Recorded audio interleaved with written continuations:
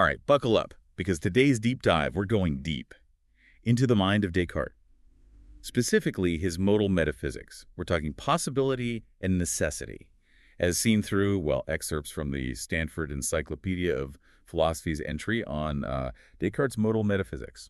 It's going to be interesting because, Descartes, he sets a high bar for what counts as possible. He's not just talking about, anything we can vaguely imagine. So let's break it down then. What is it about Descartes' view of possibility that makes it so unique? The Stanford Encyclopedia, it mentions this idea of clear and distinct perception. Exactly. For Descartes, a modal claim, a statement about what's possible or necessary, it's only worthwhile if it's based on that clear and distinct perception. Think of it almost like he's filtering out all the noise, the guesswork, that usually surrounds how we think about possibility. Okay, so let me try this out. So I'm looking at this Blee mug, and I'm thinking, could it have been red?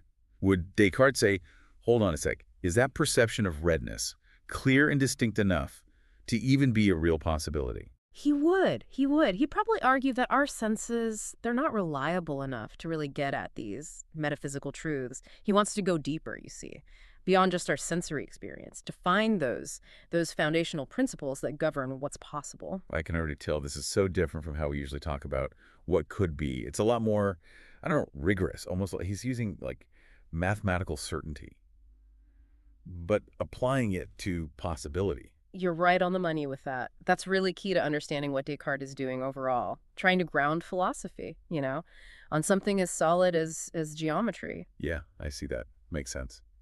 So where does this whole clear and distinct perception filter, where does that come in? Yeah. When we look at some of Descartes' famous thought experiments, like in the Meditations, he throws out these wild possibilities, evil demon deceiving us, the world being totally different than we see it. Right, yeah, those are classic examples. But remember, with the meditations, it's a specific kind of method he's using. It's analytical, almost like a controlled demolition. He's introducing these radical doubts, what he calls fictions sometimes, to clear the ground for a more certain foundation. So he's not actually saying, hey, what if there's an evil demon messing with your mind? He's using it to take us somewhere. Exactly. It's not about believing those possibilities are true. It's more like a philosophical stress test. He's pushing our doubts as far as they can go so we can see what we can really know for sure. I like that, like a mental workout. You strain your mind, considering the crazy stuff, but you build up your ability to see what's really real, what's reliable. That's a fantastic way to put it. Once we get that analytical method, we can see those fictions, not as like endorsements. They're tools for philosophical work. Makes a lot more sense. Yeah. Okay, so we've got clear and distinct perception as the basis. And we know Descartes uses radical doubt, but kind of strategically. But what happens when we use these ideas on some of his, well, more mind-bending stuff, like the eternal truths problem? Ah, yes. Now we're getting into one of the trickiest parts of Descartes' modal metaphysics. He says God created eternal truth, the laws of math and logic, but he also says they're necessary. They couldn't be any other way. Right, and that's where I get stuck. How can something be created and necessary at the same time? Yeah. If God created them, doesn't that mean he could have made them differently? It's a total head-scratcher. It's generated so much debate, even among, serious Descartes scholars. One approach is to look at, well, what does he even mean by necessary? Are there different ways to interpret that? Okay, let's do that. What are some of the, the leading interpretations out there? Well, one option is that the eternal truths are contingent. They could have been different. But as you said, that kind of clashes with this perfect God idea. Hard to picture a perfect God creating a world where 2 + 2 = 5. Yeah, that doesn't seem to fit with the rest of his thinking. So what's another option then? Another one is maybe eternal truths are possibly necessary, meaning God could have made them different, but there's some higher necessity, even above God. But that runs into problems too, right? Limits God's power in a way Descartes probably wouldn't like. Okay, so both those interpretations seem to hit a wall. Is there any way to say those eternal truths are created but also necessary without limiting God or saying they could have been different? Well, there is another way some people try to make it all fit together. They say the eternal truths are necessary because God's will is itself immutable, eternal, meaning there never was a time when God could have willed them to be different. They flow directly from his unchanging nature. Oh, interesting. So it's not that God created them and then poof, they became necessary. It's that their necessity is like baked into God's being from the start. Exactly. Subtle but really important difference. It's not something imposed on them, it's part of God's will itself. That's a cool way to look at it. It's not creation versus necessity. They're like two sides of the same Uh, coin. Eternal truths are necessary because they're based in God, in uh, his never-changing being. exactly. And this has some, really big implications for how we see the relationship between God, the world, and human knowledge. If eternal truths are necessary because of God's will, then they tell us something really fundamental about how reality works. It's like we're seeing the blueprint of the universe, and that blueprint is ultimately based in God himself. Yeah. Okay, so we're seeing how Descartes' view of possibility, it's not just anything goes. It's connected to his ideas about God, about knowledge, even about reality itself. Absolutely. And this leads us to another tricky part of his modal metaphysics, the whole question of unactualized possibilities. Now, this is where things get really weird, right? Because Descartes says we can talk about what's clearly and distinctly possible. But then he also says potential being is nothing. Yeah, it's like, wait, what? It sounds like a contradiction. If something's possible, doesn't that mean it's got to have some kind of being, even if it doesn't actually exist out there in the world? So how do we untangle that? Where do all these unactualized possibilities fit in this Descartes system that's all about substance and actual things? It's a huge question.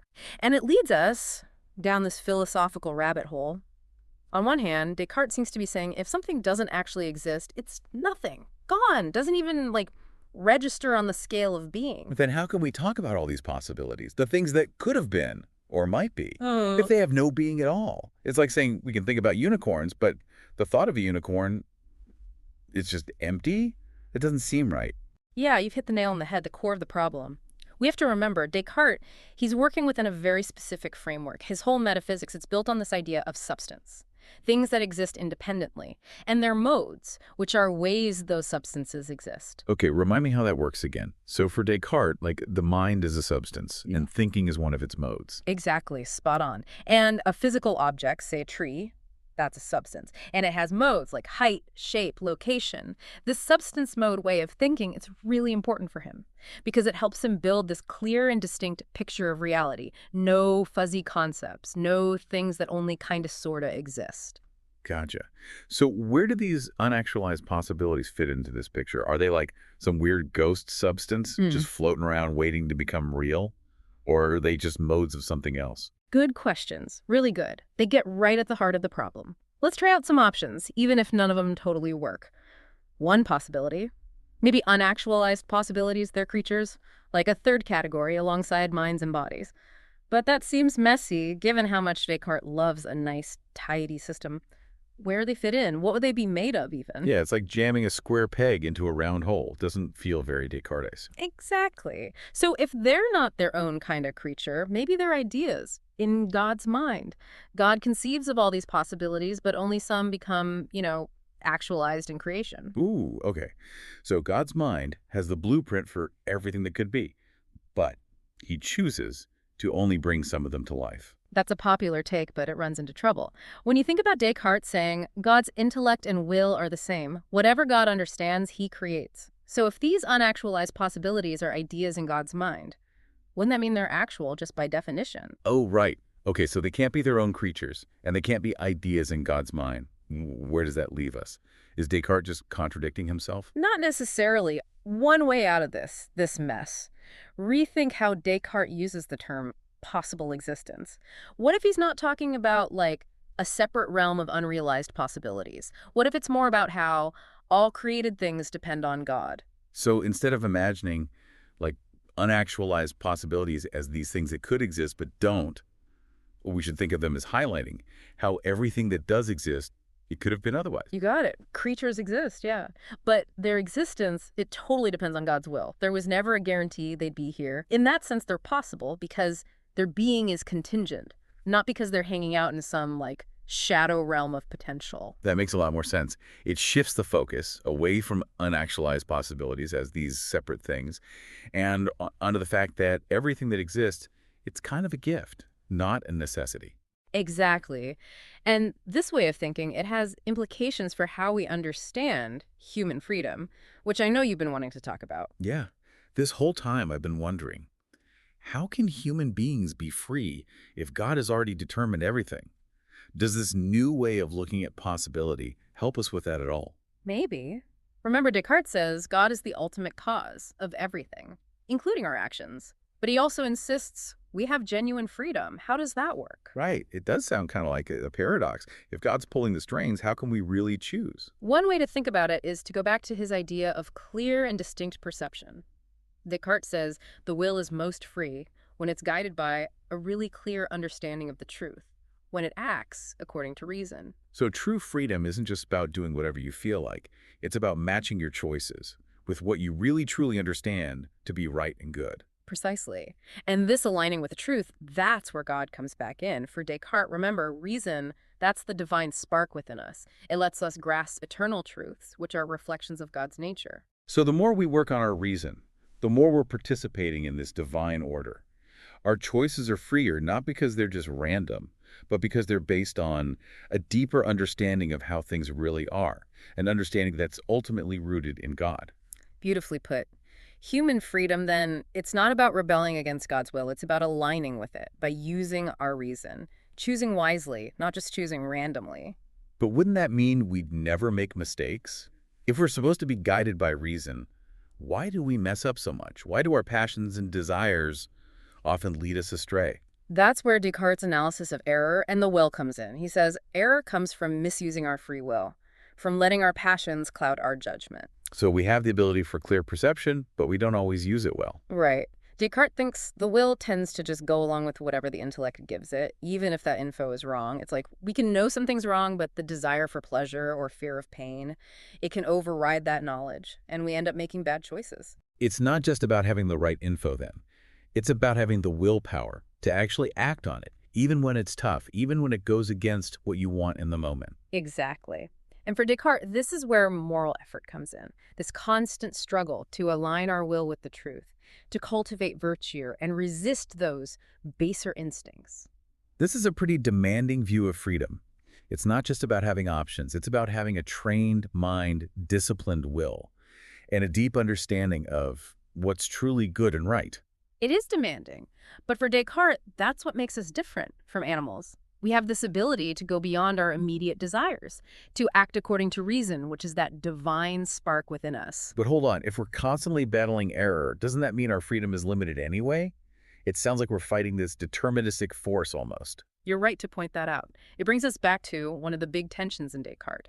How to square human freedom with God's omnipotence, his foreknowledge. Right? If God knows everything that will happen, doesn't that mean our choices are already set? Where's the room for real freedom in a universe run by a God who sees all, knows all? It's the question, isn't it? Haunted philosophers for centuries. And Descartes is no different. He knows it's hard to make those two ideas fit.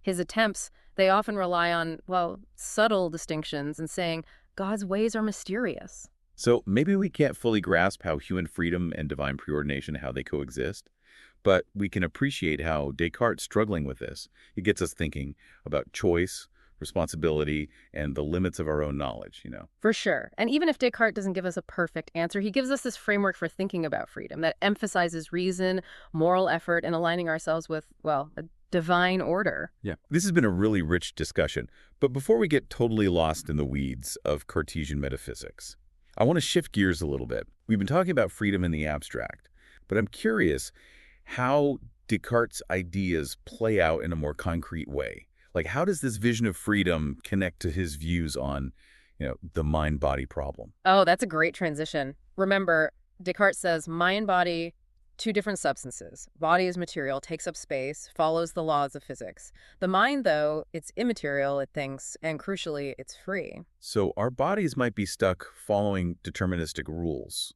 but our minds have some independence because they're operating on a different level. Exactly. And this separation of mind and body, it changes how we think about possibility itself. Okay, now I'm really interested. Tell me more about how the mind-body problem connects to Descartes' ideas about possibility. Well, think it like this. If our minds really are separate from our bodies, it opens up all these possibilities of imagining them apart. Descartes actually does this in the Meditations, right? He pictures his mind existing even without a body. Oh yeah, the I think, therefore I am thing. He's basically saying, even if everything else is fake, the fact he's doubting, thinking, that means his mind is real. even if his body isn't. Right, and because he can imagine the mind existing without a body, that suggests for Descartes it's not just some abstract idea, it's a genuine possibility. Okay, I'm following so far. But how does that connect to possibility, like in general? Are we saying that anything, if we can imagine it clearly, then it must be possible? Ah, good question. That gets at how Descartes sees the relationship between our minds and the world. He's not saying that any random thought automatically means something's possible. He's still all about that clear and distinct perception, remember? Right, so it's not just imagination gone wild, it's more like a specific kind of intellectual grasp Yeah. of concept, a scenario, whatever. Exactly. And for Descartes, this clear and distinct perception, it's ultimately grounded in God. He says God wouldn't deceive us. So if we really clearly and distinctly perceive something, then it must be possible, at least in principle. So it's like God guarantees our clear perceptions. If we're using our reason the right way and we get to this clear understanding, we can trust that it reflects a real possibility, even if we can't quite picture how it would work out in the world. Precisely. Which brings us back to, that tension between freedom and God knowing everything. Even if God knows what will happen, even if our choices are already set in some way, the fact that we can clearly conceive of different possibilities, it suggests our minds have some independence. So the end result might be fixed, but the whole process of thinking it through, weighing different choices, that still has meaning. That's one way to look at it, through Descartes' lens. It's tricky, it's complex, like we've been saying, there's no easy answer. But looking at his modal metaphysics, his mind-body stuff, and how he sees freedom, we can start to see how deep and sophisticated his thinking really is. What's striking me is how Descartes weaves together all these different ideas into this, well, coherent but challenging system. It's not just about possibility or freedom by themselves. It's about how they connect to God, knowledge, even the structure of reality itself. Definitely. And even if we don't buy everything he says, engaging with Descartes makes us ask those big questions about ourselves, the universe. Yeah. What does it mean to be a thinking being in a world where God knows all? What can we really do? How free are we? Those questions are still relevant, even today. So wrapping up our deep dive into Descartes, his modal metaphysics, what are some key takeaways? What's the so what of all this intense philosophical stuff? Well, I think the big one is Descartes makes us rethink what we mean by possibility and necessity. He pushes us to go beyond just our gut feelings and look at the underlying principles that make these concepts work. He also shows how important clear and distinct perception is for doing metaphysics, right? It's not enough to just have beliefs. We got to examine them, see what they're based on, what they really mean. Exactly. And for Descartes, this whole search for clarity, it's not just an intellectual thing. It's almost spiritual. Yeah. It's about getting in sync with the divine order, with those eternal truths that reflect God's own being. So even if Descartes doesn't give us all the answers, he gives us the tools to start our own journeys, intellectual ones, spiritual ones. He reminds us that philosophy is not just about abstract ideas, it's about living a more thoughtful life, a more examined life, a more meaningful life. Couldn't have said it better myself. And on that note, I think we've reached the end of our deep dive. It's been tough, but really rewarding, and I hope it's left you with new insights and a desire to learn even more about this fascinating world of Descartes' thought. Absolutely. And for all of you listening, we want to hear from you. What stuck with you? What questions are still bugging you? Join the conversation. Keep the philosophical discussion going. Until next time, keep those minds sharp, those questions coming. And remember, as Descartes might say, cogito ergo sum.